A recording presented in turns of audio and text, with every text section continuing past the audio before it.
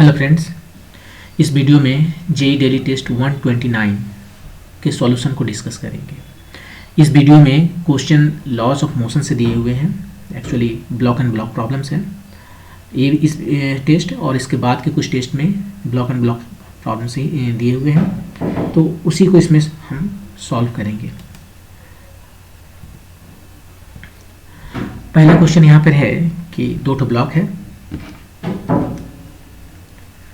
ए और बी, जिसका मास m1 और m2 है, और नीचे वाला जो ब्लॉक है उस पर एक फोर्स F लग रहा है। कोफिशिएंट ऑफ फ्रिक्शन जो है सो नीचे ग्राउंड और ए के बीच में μ1 और दोनों ब्लॉक के बीच में μ2 है। क्वेश्चन ये है कि F का वो मैक्सिमम वैल्यू बताइए ताकि ये दोनों साथ साथ चल सके। एज्यूम कीजिए यदि F का वैल्यू बहुत बहुत ज़्यादा है तो क्या होगा, तो ए जो है सो बी को पीछे छोड़ते हुए निकल जाएगा आगे। तो हर एफ के लिए ये दोनों का साथ चलना संभव नहीं है, लेकिन एफ मान लीजिए बहुत छोटा है, एकदम बहुत छोटा है, तो क्या होगा कि शुरू में तो चलेगा नहीं, और जब चलेगा थोड़ा धीरे धीरे करके हम एफ का वैल्यू बढ़ाते चले जाएं तो एक समय ये चलने लगेगा। लेकिन जब वो चलने लगेगा तो दोनों साथ में चलेगा। लेकिन एफ का वैल्यू हम और बढ़ा दें तब एक ऐसा समय आएगा जब ए जो है सो बी से ज़्यादा तेज़ी से निकल जाएगा आगे, तो दोनों साथ नहीं चल सकेंगे। तो इस पर यदि कोई आदमी बैठा हुआ है वो देखेगा ये जो है सो पीछे जा रहा है,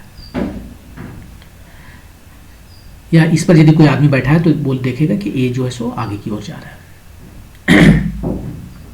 तो हमें वही एफ का मैक्सिमम वैल्यू बताना है ताकि ये दोनों साथ साथ चल सके।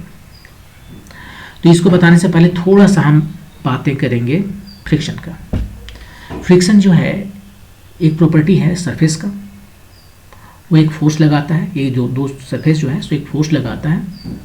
वो फोर्स कब लगाता है, जब दोनों के बीच में जो जिन दो ब्लॉक के बीच में सरफेस है उसमें जब रिलेटिव मोशन होता है तब वो एक फोर्स लगाता है, फ्रिक्शन फोर्स लगाता है, वो उसका अपोज करता है। लेकिन ये जो रिलेटिव मोशन होना जरूरी नहीं है, यदि उसका टेंडेंसी भी है तो भी वो एक फ्रिक्शन फोर्स लगाता है और उस टेंडेंसी को अपोज करता है। यदि रिलेटिव मोशन है तो रिलेटिव मोशन को अपोज करेगा, टेंडेंसी है तो टेंडेंसी मोशन को अपोज करेगा।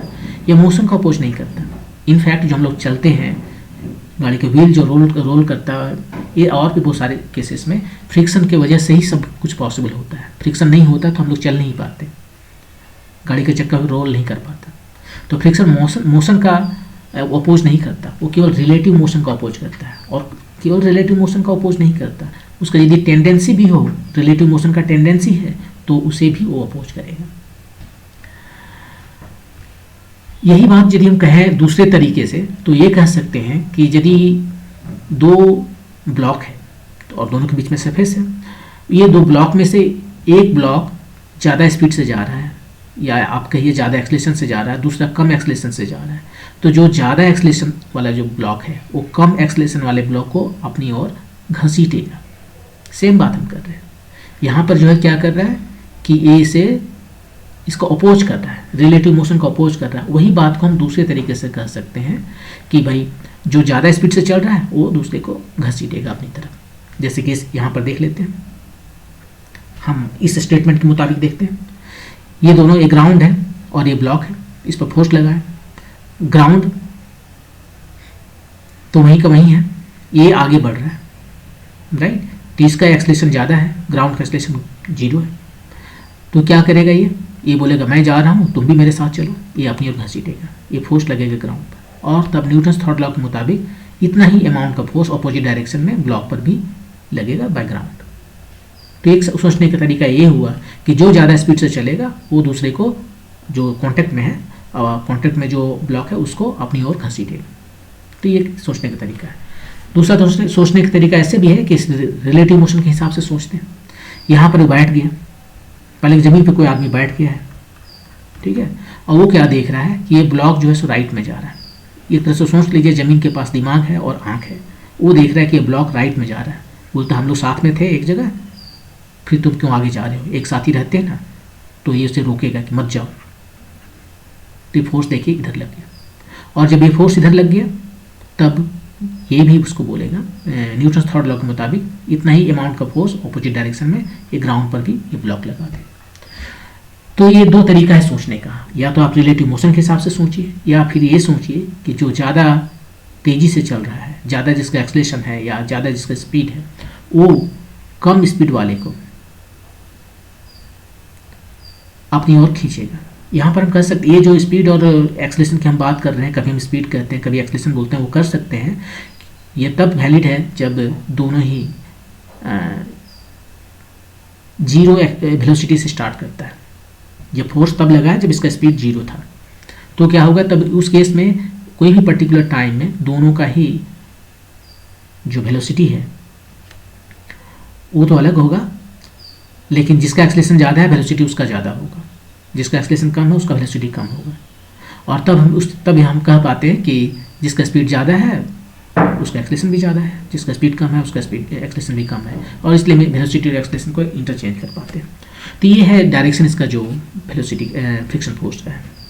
और ये फ्रिक्शन फोर्स भी दो तरह के हो जाएंगे, क्योंकि यहाँ पर मैंने दिखाया कि एक रिलेटिव मोशन है तब फ्रिक्शन फोर्स है, उसको हम काइनेटिक फ्रिक्शन फोर्स कहते हैं, और इसका एक वैल्यू होगा।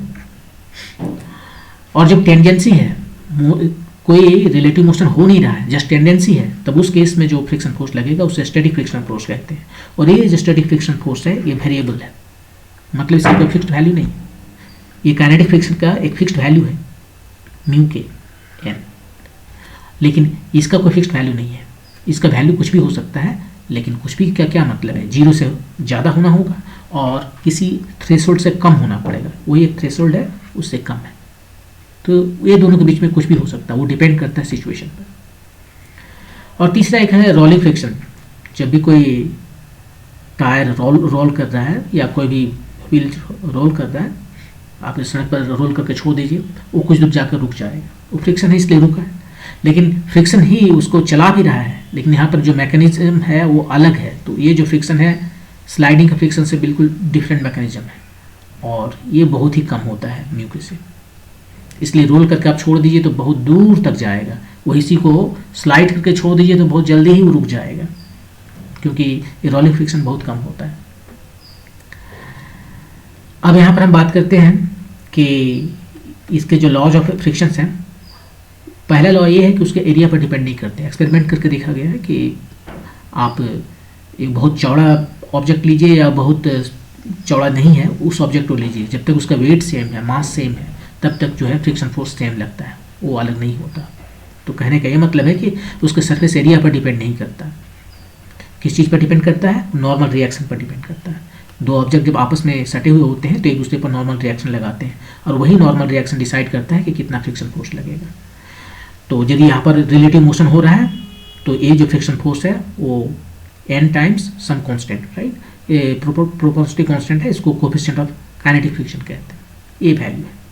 तो ये तो काइनेटिक के लिए है जब वो स्लाइड कर रहा है। जब स्लाइड नहीं कर रहा है तो वेरिएबल है, जीरो और एक मैक्सिमम के बीच में होगा। वो मैक्सिमम क्या है यहीं से लिख देंगे, वो मैक्सिमम म्यू के जगह पे म्यू एस एन लिखेंगे। ये म्यू एस जो है सो कोएफिशिएंट ऑफ स्टैटिक फ्रिक्शन है।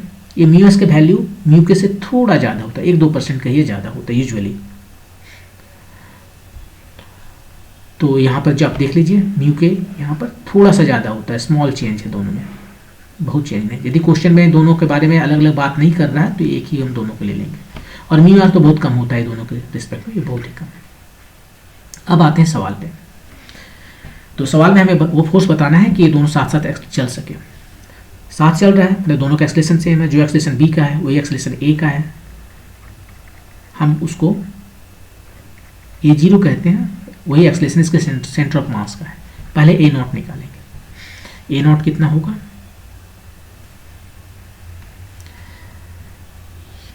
यहाँ पर निकाल लेते हैं A0। ये सेंटर ऑफ मास का निकाल रहे हैं। तो पहले जो ब्लॉक है सिस्टम हमारा है, हमारा सिस्टम ए है, दोनों ही ब्लॉक को मैंने सिस्टम ले लिया है। ये M1 है, ये M2 है।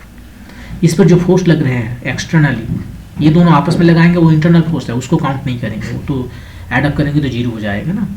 और ये जो है सो मास, इसका जो मास है यहाँ पर दोनों का मास लेना पड़ेगा। तो फोर्स कितना लग रहा है इस पर बताया है कि F फोर्स लग रहा है, और एक जो ज़मीन पर रखा हुआ है तो ज़मीन इस पर एक फोर्स लगा रहा है, वो कितना हो जाएगा? ज़मीन और इसके बीच में जो कोएफिशिएंट ऑफ फ्रिक्शन है μ1 है, N1 हो जाएगा। अब म्यू वन N1 कितना हो जाएगा? N1 किसको बैलेंस कर रहा है? ये जो M1 है इस पर जमीन के साथ में कांटेक्ट में है, तो ये इसको बैलेंस कर रहा है M1 को, लेकिन M1 के ऊपर में M2 रखा हुआ है। तो यदि आप M2 का फ्री बॉडी डायग्राम बनाओगे तो N2 यहाँ पर आया और इसका वेट आया M2। ये N2 किसने लगाया? ये दोनों आपस में कांटेक्ट में है, तो M1 ने M2 पर N2 लगाया, तो न्यूटन्स थर्ड लॉ यहाँ भी एक्शन में आ जाएगा और ये भी उस पर नीचे की ओर उतना ही नॉर्मल रिएक्शन लगा देगा। अब यहाँ पर इसको देखिए, ये जो N1 है ऊपर में है, ये दोनों नीचे में है और इस डायरेक्शन में कोई मोशन नहीं है। मोशन होता भी तो भी हम इसको लिख सकते थे जब तक कि एक्सलेशन नहीं है, तो इस केस में तो मोशन ही नहीं है तो एक्सलेशन भी जीरो ही है। तो अब ये जो है सो N2 है, M नहीं है, N2 और M1G, ये ऊपर वाला फोर्स, ये दोनों नीचे वाला फोर्स। और यहाँ से देख सकते हैं ऊपर वाला फोर्स नीचे वाला फोर्स दोनों सेम होगा क्योंकि ये भी तो कहीं नहीं जा रहा है। तो M2G प्लस M1G आ गया, उसी को यहाँ पर लिख देते हैं M1 प्लस M2G। तो ये दो फोर्स लग रहे हैं और डायरेक्शन दोनों का ऑपोजिट है, तो माइनस यहाँ देना होगा, μ1 M1 plus M2G by M1 plus M2। इधर से लिखते हैं।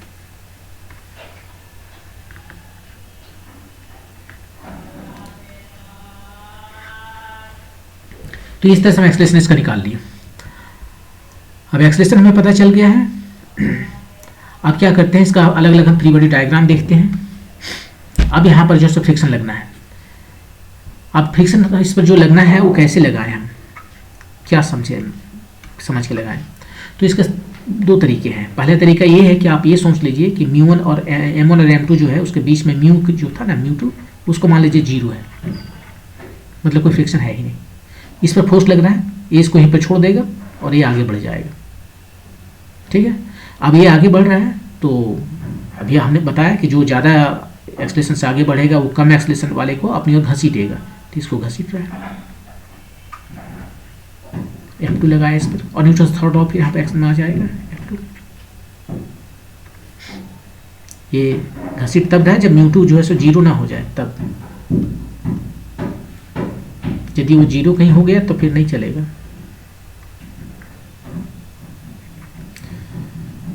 ठीक है, तो इस पर लग गया। या दूसरे तरीके से ऐसे भी सोच सकते हैं कि ये देख रहा है कि यहाँ पर यदि कोई आदमी बैठा हुआ है तो वो देखेगा कि ये लेफ्ट में जा रहा है, राइट, क्योंकि इसका स्पीड ज़्यादा है, ये राइट में जा रहा है, तो इसको देखेगा ये लेफ्ट में जा रहा है, तो इस पर फोर्स इधर लगा देगा। या इस पर कोई आदमी बैठा हुआ तो देखेगा कि ये आगे जा रहा है, इधर राइट तरफ जा रहा है, तो फोर्स इस पर लेफ्ट में लगा दिया और तब न्यूटन थर्ड लॉ से ये फोर्स इधर लगेगा।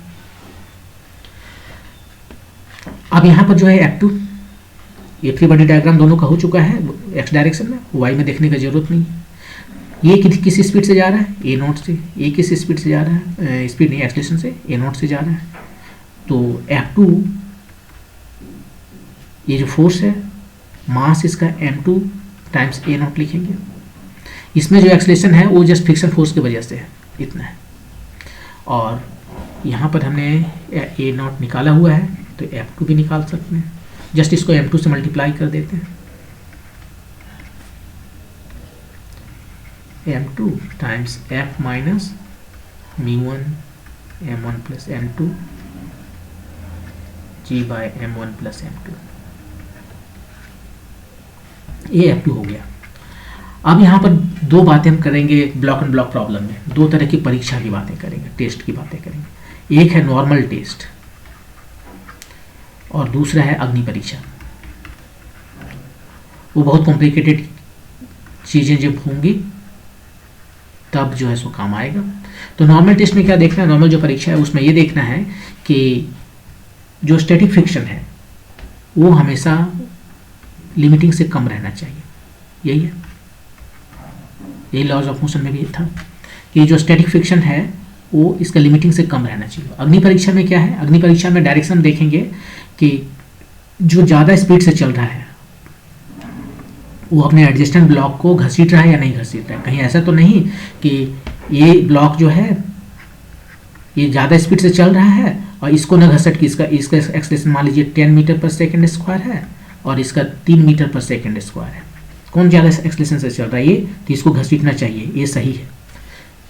ये गलत हो जाएगा यदि हम इसको ऐसे देखें तो ये 10 मीटर पर सेकेंड स्क्वायर, ये 3 मीटर पर सेकेंड स्क्वायर, इस पर यदि फोर्स इधर लगा हुआ है तो ये गलत हो जाएगा। ये सही है क्योंकि ये ज़्यादा एक्सेलरेशन से चल रहा है तो इसको अपने घसीट रहा है। तो यही अग्नि परीक्षा जो है सो कॉम्प्लिकेटेड चीज़ों में यूजफुल होगा। तो यहाँ पर जो नॉर्मल टेस्ट है उसी को क्राइटेरिया को यूज करते हैं कि F2 जो है वो कम होना होगा या इक्वल होना होगा μs n कौन सा। अब देखिए F2 कहाँ लग रहा है? F2 जो है सो ये दोनों ब्लॉक के बीच में है, तो नॉर्मल रिएक्शन कौन सा आएगा? M2 पर जो लग रहा है N2, और N2 कितना हो जाएगा? M2G, क्योंकि M2 के लिए दो ही फोर्सेस लग रहे हैं, एक नॉर्मल डायरेक्शन अप में, एक उसका वेट डाउन में। सो वर्टिकल डायरेक्शन में केवल दो फोर्सेस हैं और ये जो फोर्स है वो तो हॉरिजॉन्टल डायरेक्शन में है। हॉरिजॉन्टल और वर्टिकल का एक दूसरे पर कोई असर नहीं पड़ता है, तो जब हम हॉरिजॉन्टल और वर्टिकल को अलग अलग कंसीडर कर सकते हैं।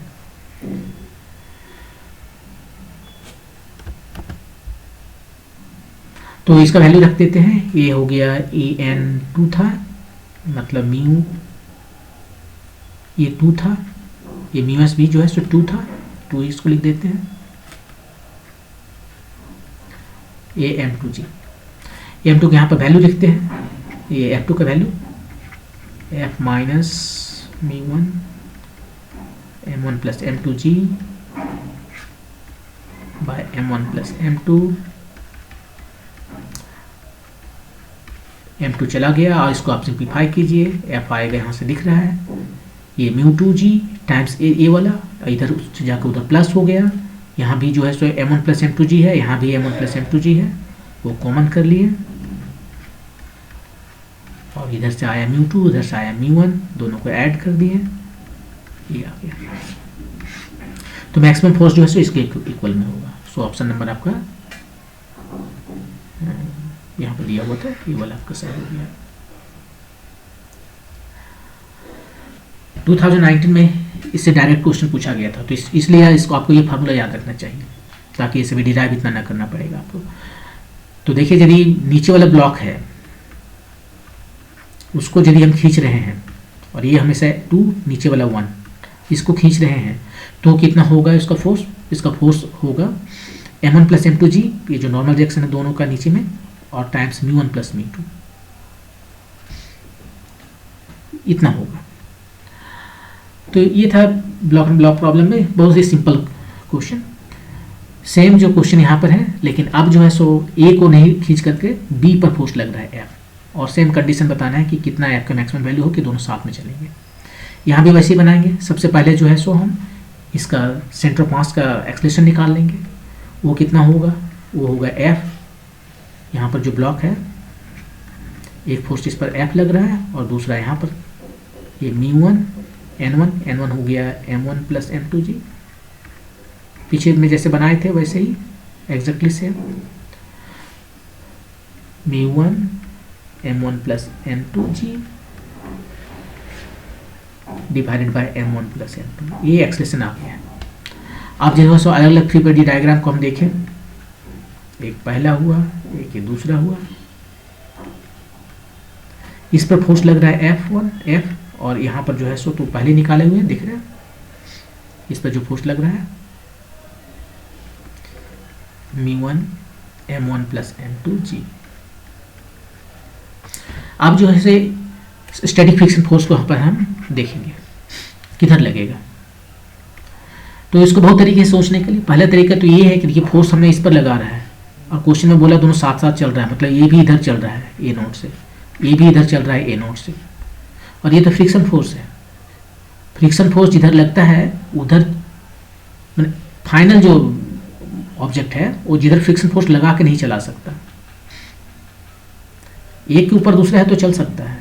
जैसे पिछला क्वेश्चन में देखे थे, इस फ्रिक्शन की वजह से ही ये और राइट में चल रहा था, लेकिन अभी यहाँ पर जो ग्राउंड जो है वो फ्रिक्शन लगा के लेफ्ट में नहीं चल सकता, नहीं तो बड़ा अजीब होता है।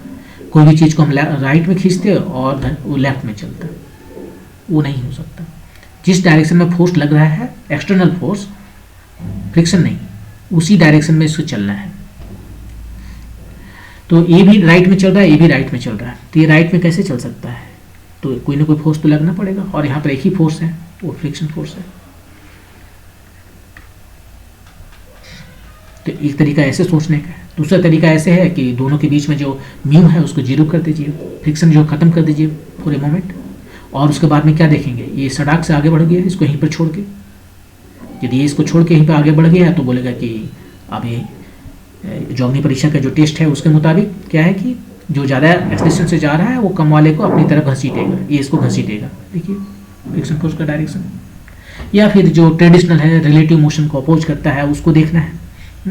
तो क्या होगा कि ये इस पर आप बैठ जाइए, चाहे इस पर आप बैठ जाइए, इस पर आप बैठ गए, उसके बाद क्या देख रहे हैं कि म्यू तो जीरो करना ही पड़ेगा, तभी तो समझ में आएगा।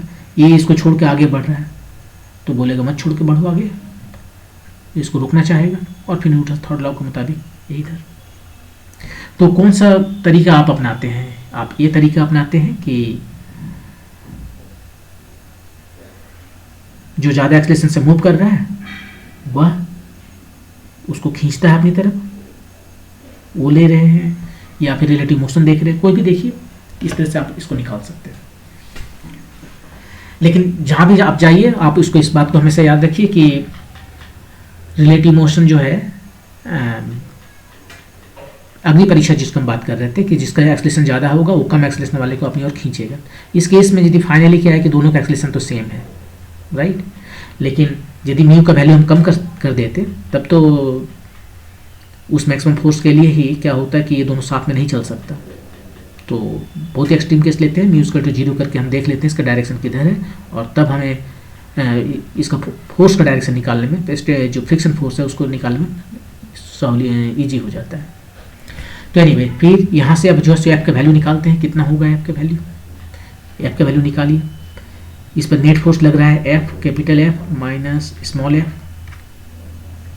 इस फोर्स के अंडर में ये चल रहा है right side with acceleration A not, net force equal to mass time acceleration, Newton जो सेकंड लॉ है, ये फार्मूला लगाते हैं। ये नेट फोर्स हो गया, ये एफ नेट होना चाहिए, मास इसका m2 है, इसका एक्सलेशन ए नॉट है। तो यहाँ से एफ का वैल्यू निकल आया F minus m2 A nought. A nought का वैल्यू रख देते हैं, ये था कैपिटल एफ माइनस म्यू1 m1 plus m2 G by m1 plus m2। तो ये तो यहाँ तक तो हो गया, एफ का वैल्यू पता चल गया हमें। अब जो है नॉर्मल परीक्षा जो है, नॉर्मल कंडीशन, उसमें क्या बताया गया था कि एफ को जो है, ये स्टैटिक फ्रिक्शन है, ये जो है एफ स्टैटिक फ्रिक्शन है, क्योंकि ये दोनों के बीच में कोई मोशन नहीं है, क्वेश्चन नहीं बोल दिया, उसे हमेशा कम होना होगा लिमिटिंग से, या इक्वल टू से होना पड़ेगा। और लिमिटिंग कितना है, म्यू एन। तो ये एफ कहाँ पर लग रहा है, ये दोनों सरफेस के बीच में, वहाँ पर म्यू है म्यू2, और एन, ये दोनों सरफेस एक दूसरे पर कितना फोर्स लगा रहे हैं, नॉर्मल रिएक्शन। इसने इस पर n1 लगाया, n2 लगाया, तो इसने भी उस पर n2 लगाया, तो यही वाला n2 की बात कर रहे हैं। और वो n2 कितना हो जाएगा, वो इसके वेट को बैलेंस कर रहा है, n2 m2 के वेट को बैलेंस कर रहा है, मतलब वो हो गया m2g। तो f का वैल्यू यहाँ पर निकाले हुए हैं, और ये नॉर्मल परीक्षा है, नॉर्मल टेस्ट है, ये दोनों ही टेस्ट को पास करना पड़ेगा, जब जहाँ जरूरत पड़े उसको यूज करेंगे। एफ का वैल्यू यहाँ पर रख देते हैं,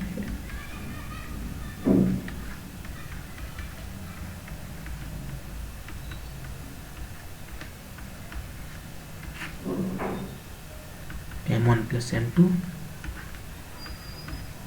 म्यू2 m2g। इसको आप सॉल्व कीजिए, इसको आप जब आप सॉल्व करेंगे तब आपको मिलेगा m2 बाय m1 म्यू2 माइनस म्यू1 m1 प्लस m2g। ये आपका आंसर हो गया। यहाँ पे ये साइन होगा लेस देन इक्वल टू, और तो मैक्सिमम वैल्यू जो है इसके बराबर हो गया। तो यदि दो ब्लॉक हमारे पास हैं, नीचे फोर्स लगता है तो ये प्लस हो जाएगा और इतना टर्म रहेगा बस।